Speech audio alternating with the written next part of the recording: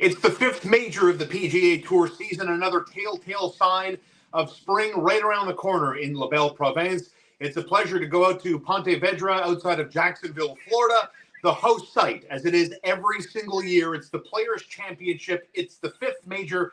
You can watch it all week long on the Golf Channel, on TSN, and, of course, on RDS here in Quebec. And let's bring in our golf insider who joins us throughout the course of the Florida Swing. You'll hear him on TSN 690 with us tomorrow morning.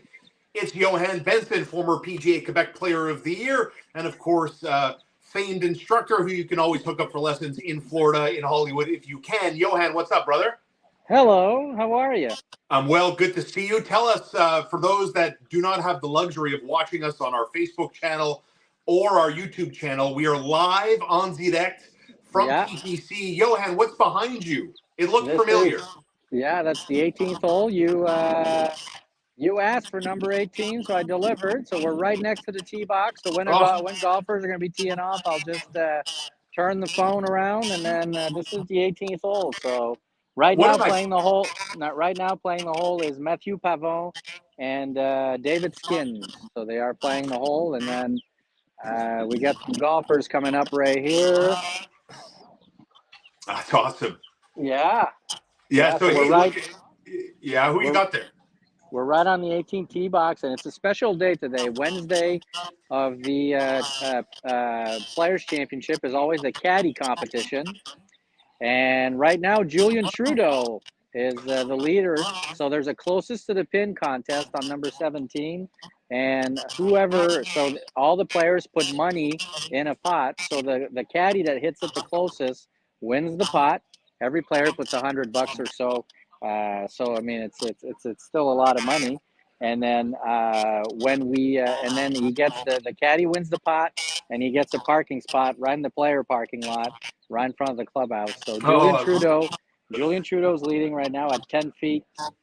10 feet even, so that's a really good shot. The pin's on top on 17, and then 17, if I turn the camera around, 17 is just on the other side of the 18 tee box. And on the tee right now, we have Andrew Putnam.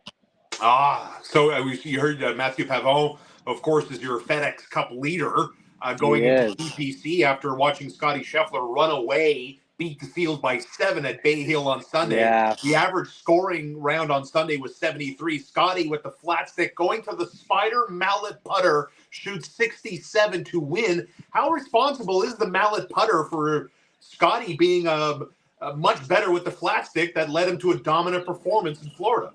Well, I think it has a lot to do with, I'm just going to quiet down because he's about to hit. Yeah.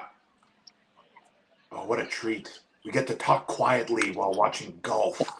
The 18th hole at TPC Sawgrass with Yohann Benson covering it for RDS. He just hit a fairway wood in the fairway, so he's fine. I think the big change with Scottie, not only the style of putter that he switched, but also with the attitude. I think he was really tinkering a lot. He was thinking a lot above the ball, and he went with more of a, golf is, the more you make golf a reactionary sport, you'll have more success because even if you're on the range and you practice countless hours hitting 7-irons, let's say, that's not really real life. That's not really what happens on the course. And when you putt your best, is every putt's different, every green's different, and the guys play different courses every week. So you really have to just trust what your eyes tell you. And some weeks your eyes are dialed in, and some weeks, it's a little more difficult. I remember from my caddy days, there are weeks where I saw the hole big like a bucket, and there are weeks where I told Mark to simply not ask me to read the putts because I simply didn't see them. So you just got to take that in consideration. But if Scottie Scheffler starts putting, because, he was number 1 in the world with basically the worst putting stats on tour. Yeah. If he starts putting halfway decent, I think we're in for a really good stretch of golf on his account. And so what do you think it was? Obviously, everyone glows about Scheffler's ball striking. Max Homa with Smiley there on Friday. Yeah. They couldn't stop talking about how unbelievably great he is, Scheffler, at hitting the ball. Mm-hmm. He seems to be well-surrounded. He seems to be a grounded, humble guy. Everyone respects his caddy, a veteran guy on the bag. I mean, nobody's perfect. I understand that, and golf is incredibly hard. What do you think the hiccup is? Well, He can still win, but again, the putting is not great. I think that the big hiccup was for him is trying to be perfect, is the fear of missing. A lot of times when golfers get closer to the hole, they forget that a 3 foot putt counts the same as a 300-yard drive. So it counts for one stroke, regardless of if you make it or if you miss it. But for some reason, golfers, you're one of them. We're all the same, and like Yeah. we get inside 6 feet, we just think that we should have made it, we should not have missed it. So when we allow more importance to a certain part of the game, that's when we put a lot of pressure on it.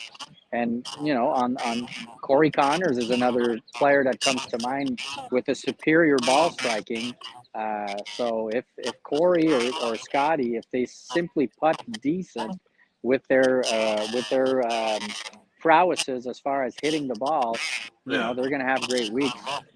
On est vraiment chanceux aujourd'hui en direct du TPC Sawgrass avec Yohann Benson qui fait nous joindre pour RDS pendant toute la semaine. D'abord, on va écouter Yohann, puis en plus Michel Lacroix, puis toute la gang.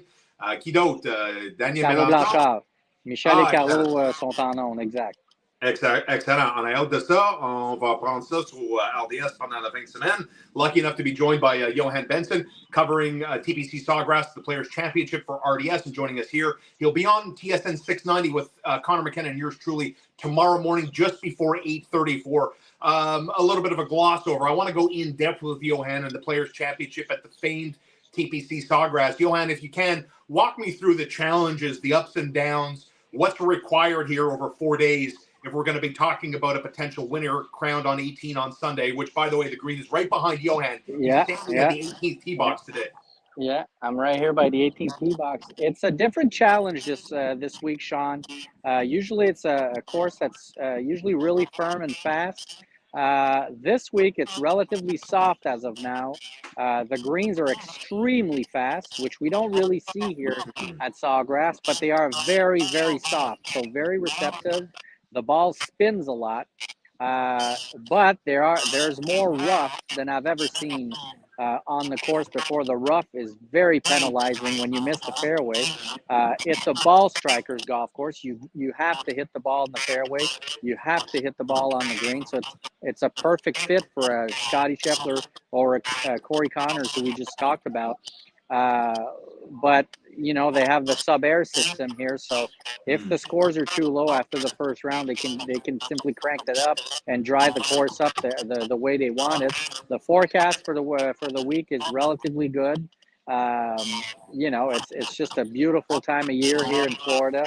It's supposed to be close to 20-25 on Friday, Saturday, Sunday. Tomorrow a little cooler, but still really nice. But it's the softness of the course that really throws the players off right now. But as I said, they can make the course as hard as they want in a heartbeat because of the draining system they have here on plates.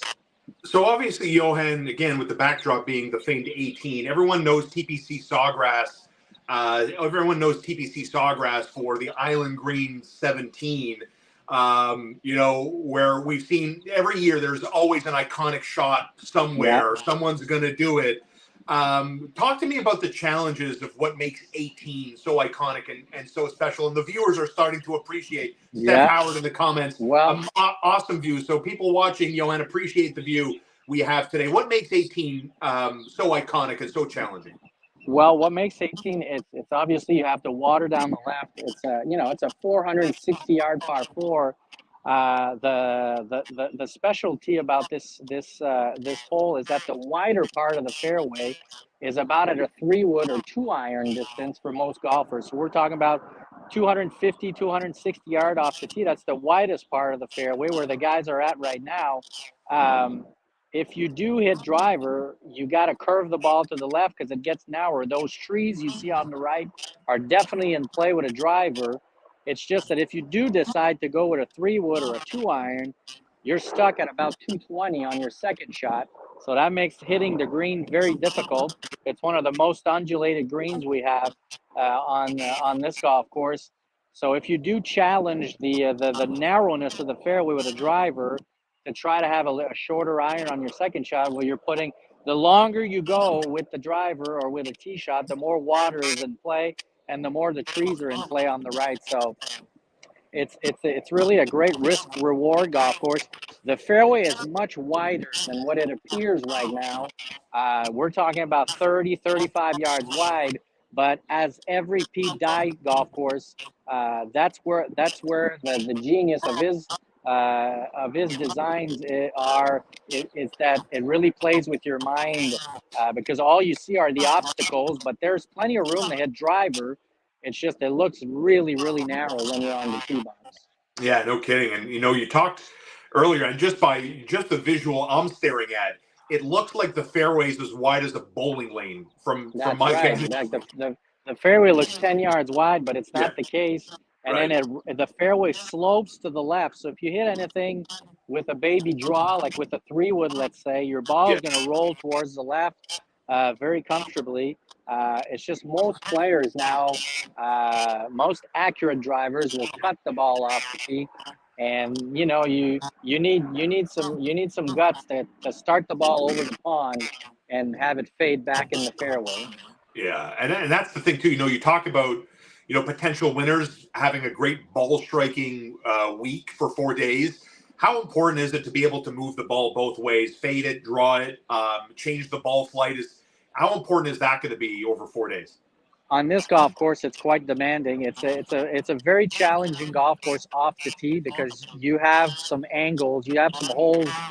18's angled to the left, number 9's angled to the right, number 7's angled to the right. So you really have to. You can definitely get around. You can definitely get around the golf course with hitting the same shot shape. Let's say a little baby draw like Corey Connors does. Sergio one here hitting a baby draw. There's the Matt Kuchar, same thing. It's just if the conditions get firm, as we expect them to be, or as they were in the past, that's when you really need to, a lot of times, you need to shape the ball against the wind. So we have a right to left wind on 18. Ideally, to hold the green, you need to cut the ball into the predominant wind so your ball lands softer on the green. So those are all things that Scotty Scheffler can do very well. Tiger could do very well and still can do very well. It's just it's so hard around the greens here with the rough, with the weird pot bunkers, the weird slopes around the greens, that you're better off being 40 feet from the hole than missing the green. It's very, very different than, let's say, last week, where you're always better off missing short side to have an uphill chip at Bay Hill. So if you don't come in here with a lot of confidence, you'll be struggling because, I mean, there's water basically on every hole, Yeah. and the water's very in play on every hole. So it's just a very mentally demanding golf course. So how important is it for someone, if we're talking about a potential winner on walking off the 18th green on Sunday night? How much experience matters here, in your opinion? Scheffler's the defending champ. Rory McIlroy's won here before. He's the number 2 ranked player in the world. Obviously, we're not going to see John Rahm here. He's now a live player, so take him out of the equation. Looks like Will Zalatoris is having a nice start to his 2024 PGA Tour season. Looks healthy and strong again. He hasn't won at this event before. So talk to me about experience. How much does it help? Does a winner on Sunday really need to have a lot of it, in your opinion? Well, you kind of do, but it's a golf course that you play every year. So it's not, and it's a golf course that when you have a tour card, for people who are listening to us or watching us, as soon as you get a PGA Tour card or a Corn Ferry Tour card, you are automatically a member of all the TPC courses. So you have a bunch of tour players that move to Jacksonville to be able to play here, and they have another course just right of me, the Dye Valley course. So if you come visit TPC Sawgrass, there's 2 courses to play with, and probably the best practice facilities you'll ever find. Wow. So a lot of players move to Jacksonville when they do make it out on the Corn Ferry Tour or the PGA Tour, because they have access to these practice facilities and these 2 courses as much as they want. So even if it's your first players, you most likely have played TPC Sawgrass before, because with your tour card you have access to it anytime you want. Right. So it's not like Augusta or other courses where you basically have one visit prior to the Masters and that's it. So it's a very different ball game. I'm thinking about a rookie this year, Ludwig Olberg, the Swede, who is an absolute ball striking machine. Yeah. He could do very well on this course, even though it's his rookie year. I'm sure he's played here in the past. So, like I said, experience doesn't play as much as a factor here because a lot of guys play this course as their home course. Right. And, it's funny, like you think about Ludwig Oberg, and, this guy was put on the Ryder Cup team for Team Europe, at Rome in 2023. Doesn't seem to be affected by the pressure. Eckroat from Oklahoma State, a teammate with Matt Wolf and Victor Hovland as an OK Cowboy. He wins on tour. Do you think younger players, because that's kind of been the takeaway in the early goings of the PGA Tour season, lots of live lover boys love to dump on what the leaderboard looks like. The PGA Tour defenders, such as myself, for example, will look at this and say, well, look at the DP Tour. They're providing Matthew Pavon, as you told us, was keying off on 18 when we started this episode today. He's the FedEx Cup point leader coming off the DP World Tour. He's won. So, how set are these guys? More set to be successful at the PGA level than ever before? Yes, they are, because, you mentioned Oklahoma. Yeah. Nick Dunlap, who won in Palm Springs. Right. I was listening to the broadcast, and the broadcast people were saying that he was going to be intimidated to play on Sunday with Justin Thomas. Well, Justin Thomas went to Alabama, and he's constantly with the team when he can. So Nick and Justin know each other very well. So, total opposite of what the people said. Like it couldn't have been a better pairing. And when you play in one of those top college school, top colleges on the golf team, if you're part of the Alabama Crimson Tide, if you play at Auburn, if you play at where JC Deacon is at the Florida Gators, all the guys you're going to play against are all the guys that are going to graduate on the PGA Tour, basically. So once you get out here, it's the same guys you played with in your college days. So there's not, the path to the tour has changed so much that the intimidation factor is not really there anymore. And the coaches are well equipped now, and there's such a brotherhood between the coaches. Like I walked not yesterday because my son was with me, but on Monday I walked some holes with Josh Gregory, to have, and it's such a different thing when you're constantly surrounded by the elite. Once you get to that level, or once you have to play at that level, it's basically the same thing as it's like people who play for the Texas Longhorns. Jordan Spieth and Scotty Scheffler are there all the time. So, like I said, and I've mentioned that to you before, the hardest thing to do once you gravitate to a higher level is to feel comfortable at that level. But when you're constantly surrounded by the elite, by the best players in the world, then that factor goes away gradually. And it's much easier for you to have success and for someone that's still impressed when it sees Jordan Spieth, Ricky Fowler, or whoever it is. So you want to get better at making birdies and stop being nervous. You got to make more birdies. You got to get used to that feeling of making a 4-footer for a 3 or for a 2, right? I mean, correct. And it's not so much It's not so much birdies. It's just realizing that even Scotty Scheffler's not perfect. Tiger at his A-Day was as close as perfection, and we've seen him hit bad shots. And for the coaches that are listening to us, like, it's my 3rd week now out on the PGA Tour. I haven't seen one Quebec coach out watching or learning. So those are all things that I like to, when I'll be back in Quebec at the beginning of May. Those are all things that I want to talk about with the Quebec coaches. Is that, why aren't you never at tour events? Like, why? You need to see those guys firsthand if you want to help the La Relève, if you want to help the the young guys or the young girls trying to play for a living or that are trying to be in the elite golfers in Quebec, you Yep. have to have access. You have to put yourself in position to see what they do and how they do it. And it's far less complicated than what's done right now. I can tell you that. That's a great point. And they even send their scouts that they come to Canada. It's an untapped resource. Like Kent State is a factory for Canadian golf. It's run by a Canadian, Mackenzie Hughes, Corey Connors. I mean, the list goes on of guys that have come out of that. Yeah, the Canadian, the coach John Mills. That's right. He had a great playing career, and that's right. But John's been around the tour. J.C. Deacon coaches Kurt Kitayama, who just teed off about half hour ago here on 18.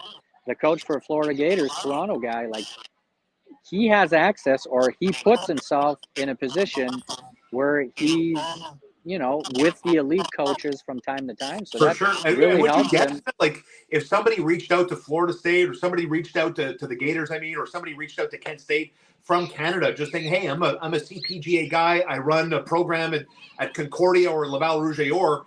Do you mind if I swing by for and pick your brain? I'm sure they'd be more than willing to bring them in and show them a little bit of the program. JC, John Mills, there's a lot of Canadians actually that coach. I just met the Purdue coach a few weeks ago, and they're very, very open to sharing their experiences. That's how Josh Gregory, who coaches for Will Zalatoris and basically the whole Dallas clan, that's how he started. He was a golf coach at SMU. So actually, I'm sorry, he was a golf coach at Augusta State when Patrick Reed won. So he learned, he learned by picking the brains of the other guys. So those are all things that I'd like, and I could be a facilitator for those coaches in the future. And that's why I've been saying I'd love to get involved, but for some reason it's my phone or my door is never knocked on. So yeah, you gotta start kicking down doors, brother. I wonder if that caddy can clear up some Patrick Reed, Augusta State. Never mind. Who cares about Patrick Reed and what happened or may not have happened at Augusta State University? I don't know. I wasn't there. Are lots of people talking about Tiger Woods? Remember, not long ago, the plan was for the big cat to play once a month. Now it looks like, I don't know, once every 2 or 3 months. It looks like the next time we're going to see the big cat, I'm going to say, is the Masters at Augusta. He's not here this week. It disappointed some people. What's the chatter? Are people talking about Tiger Woods this week? Well, everybody talks about Tiger Woods all the time. I think he would have still qualified for this year's Players Championship from his victory. But going forward, and plus it was canceled. He would have got in because it was canceled 2 years ago, whatever. The COVID year, yeah, exactly. So, but like the tour is going to have to make a Tiger Woods category, yes or no. Right. Basically, he can play any event he wants whenever he wants. We thought he was going to play because he played the Seminole Pro-Am following the Palm Beach Gardens event a few weeks ago. Everybody thought he was going to play this week, but decided not to.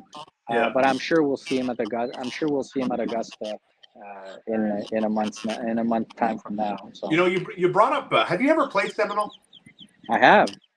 Why is that such an attractive member guest? I mean, I see the tee sheets. I've been seeing the groupings for years and years. I mean, Tiger Woods played there. Matthew Pavon, all these guys were gonna go play and then go back to the PGA if there was a Monday tiebreaker, and then they would have went back. Why is this so special? What am I missing here? It's basically the Augusta Country Club, or it's basically the Augusta National of Florida. Okay. It's a very exclusive membership. It's a special club. Nothing opens before 8:30 in the morning. So let's say I'm a member, I'm inviting you to play. You show up at 8 o'clock, you want to go hit balls, you can't. Nothing opens till 8:30. Not only that, you can't go and practice until your member shows up. So if your member is not a guy who practices, and it closes around 4 or 4:30. So if you're on 12 or 13 at 4:30, they come and get you and they kick you out. Yeah. It's a very, very strict. And the membership, it goes down from generation to generation to generation. It's a very, very hard club to get in. It's a fabulous golf course, right on the ocean. No trees, eh? No, just south of Jupiter, just north of West Palm. It's a very, very nice, very nice golf course. Here, I'll turn around. You got Cleveland's finest, Justin Lower is about to hit. Oh, here we go. We saw.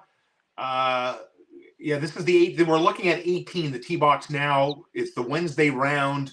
Tomorrow's opening round. You'll watch some of the coverage with Yohann Benson and Carlo Blanchard and Michel Lacroix and toute la gang at RDS over the next 4 days. Starting tomorrow, it's the 5th major, as they call it, the Players' Championship at the famed TPC Sawgrass in Florida with the Island Green. The iconic 18th hole is what we're looking at now. Ooh, and we got the sound too. That's dead center. Perfect. Very nice. Yeah, the iconic 18. Yohann is like, where do you want me to set up? I love 18. I played TPC Sawgrass, Yohann, maybe 150 times in my life on Tiger Woods, EA Sports Golf, mind you. It is. Never got there, and that's as an iconic hole as you'll see this year. And lucky enough to be joined by Yohann on site on 18 on this Wednesday on In the Car with Star. Hit that subscribe button. Thanks for all the comments this morning with the view and the good fortune we have of being able to have this access thanks to Yohann, who's there. He just hit it down the center as well. So great tee shots. It's a very favorable wind, downwind off the right. So it's a perfect wind to turn it with the hole. You want me to go show you 17 or? Yeah. Let's go. Let's go for a little walk. We're going to go for a little journey with Yohann Benson wrapping up here. Don't forget, In the Car with Star, proudly brought to you by Chief's Convenience, Highway 132 in Ganawage, Little Bear in Westmount, on St. Catherine, across from Alexis Neon Plaza. You can find them online at littlebearonline.com. And don't forget to go to WeCookMeals.ca. Use that promo code STAR70, and I'll save you $70, and you'll eat healthy, and you'll avoid all the mess. As Yohann has picked up the tripod, and there's the 18th tee marker. Look at that beautiful body of water. And I tell you, Yohann tells us that the fairway on 18, it looks 10 yards. It looks like the width of a bowling lane. But there's a lot of room there once you pound it out there. So you got to be able to move the ball, as Yohann has told us, a couple of different ways here. You want to be able to fade the ball if you're a righty, draw the ball occasionally if you can, and, of course, manipulate that ball flight as best we can. As we're making our way now through the grandstands, through part of the seated section, Yohann, there it is. There it is. For those watching on Facebook, on YouTube, we now have a clear visual of the Island 17 green at TPC Soccer. Look at all the people just sitting. Was that a hillside area? Just to be able to sit and relax? Yeah, what's the weather today? Perfect. About 20, 22 degrees. Look at that. Yeah. What are we hitting? What are we hitting there? So this is the results for that. So Julian Trudeau is now in third place. Third place now. Yeah, Yohann was telling us that Wednesday's the special day for the caddies. All the players put in $100. All the caddies hit their shots. The closest to it takes the entire pot. There's no second, third place, right, Yohann? No. What some of the caddies, what they're going to do is they'll team up and say, all 5 caddies are going to team up, and then what they're going to do is whatever. If one of the 5 wins, then they split the pot. Yeah. But, so this is 17. You got 16 over there. What's 17 playing today? Do you have a number? It's around 135 yards, I'd say. That's a full pitch for me, Yohann. But it's going to go nice and high in the air. Is that the shot we're looking for? Yeah. The pin's right in the center. So you have 3 sections to the green. It's very important to know. There's a front left section where that ball's at, so very severe slope. Then you have the middle back section, and then you have the right section where the Sunday pin is at. So it's really it's three definite sections on the green that you're trying to hit. I'd say the hardest one is when the pin's on top, a little left and farther back of where the pin's at right now. When the green gets firm, it's really hard to stop the ball on top. Right. Yeah. Looks great. Thanks for doing this as always, Yohann. And don't forget, you'll hear Yohann on with me and Connor tomorrow morning at 8:20, and you'll watch him. When's your first hit on RDS? When can people kind of check you out on RDS today? I'm doing the 5 set tonight at 5:43, but tomorrow, first round, I'll be live at 1 o'clock. I love it. Merci beaucoup, mon gars. We'll catch up tomorrow at 8:20. My pleasure.